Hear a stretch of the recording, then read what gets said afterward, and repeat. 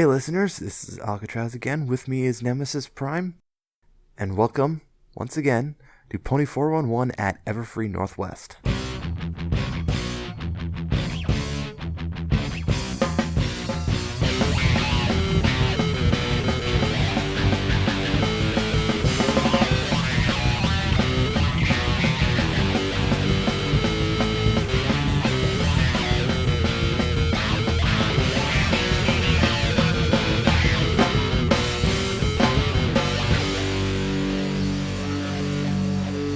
Let's get into part 2 of our 3-part series of con coverage here at Everfree.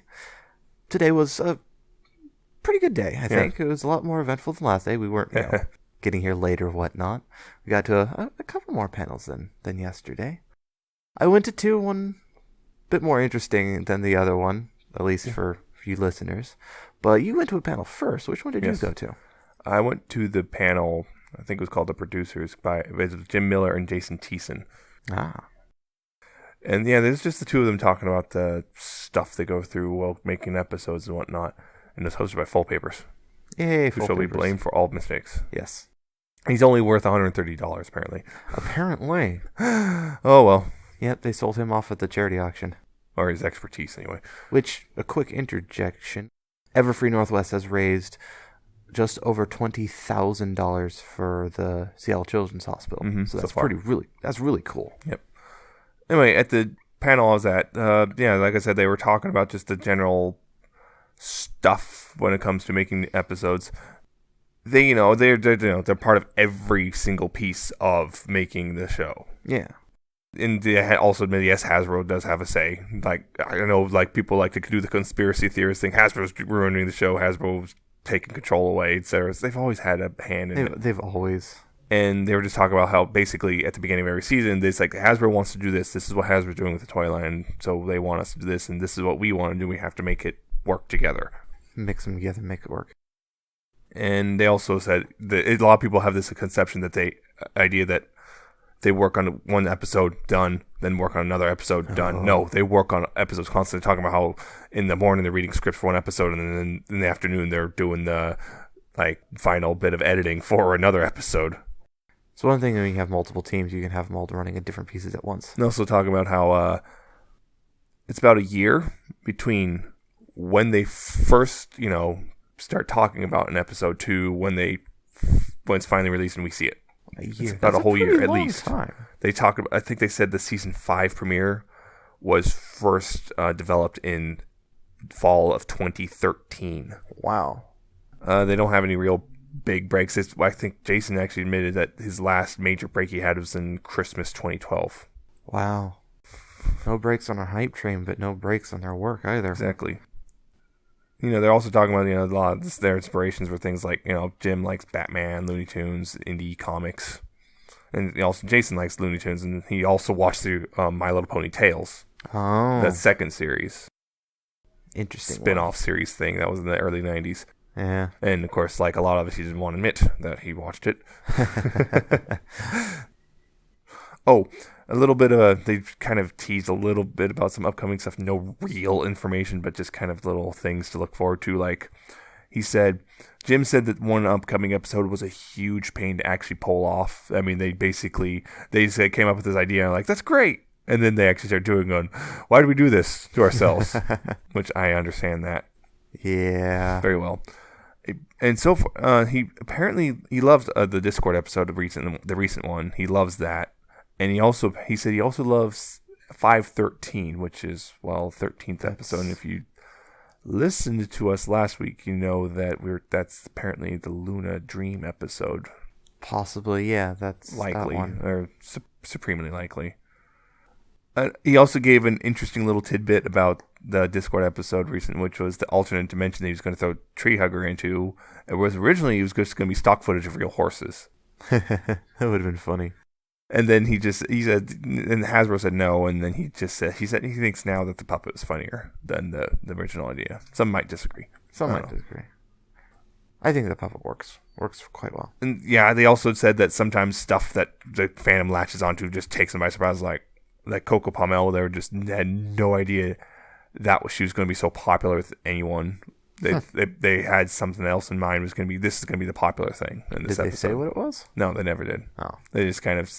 I think they were going to probably say the Grumpy Cat, although that got a lot of backlash. Yeah. Which is another thing. They're like, yeah... They put jokes in not because they think you will think it's funny, because they think it's funny. Yes. They're talking about it's basically written for themselves in this way. I remember that from an earlier panel. So our jokes are for us, but they're also not for you. You just need to see them. We also know very well when you hate it.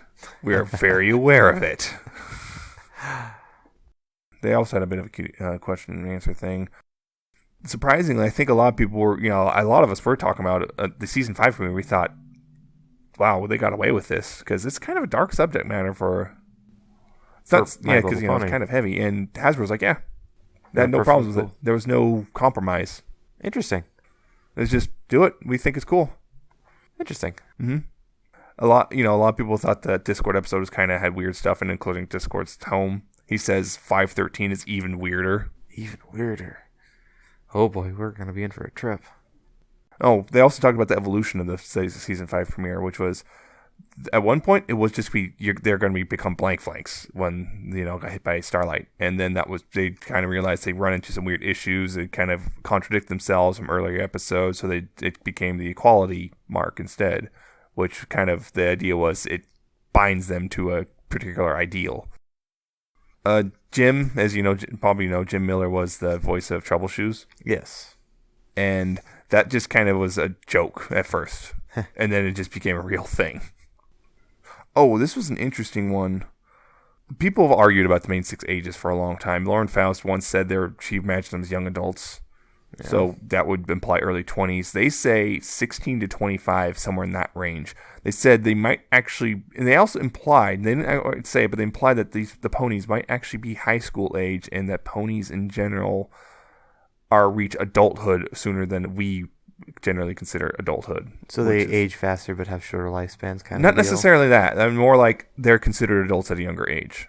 Oh. Type thing. Like, then we think of adults as 18 or 21, stuff like that. Then Pony Society, they kind of implied because of this, what they were talking about, that ponies might be considered adults, like, at 16. They also, the Shining reference in the, again, Discord episode. Yep. Again, they put it in thinking Hasbro would say no. Went right through. Nice. No resistance whatsoever. Nice. And that was also just thanks to Sibsy, just because she loves The Shining. And, they also talked a little bit about Samba. He used to actually, at one point, he was not even a pony. He was just a kind of faceless cloud. Interesting. Mm-hmm. And they also said he's probably not coming back, ever.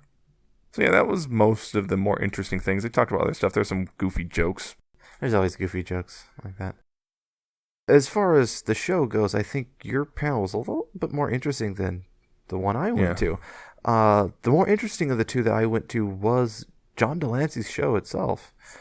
Which turns out it was just a Q&A panel. Yeah. There wasn't anything that he was presenting or talking about there. It was just, everyone lines up and started asking questions.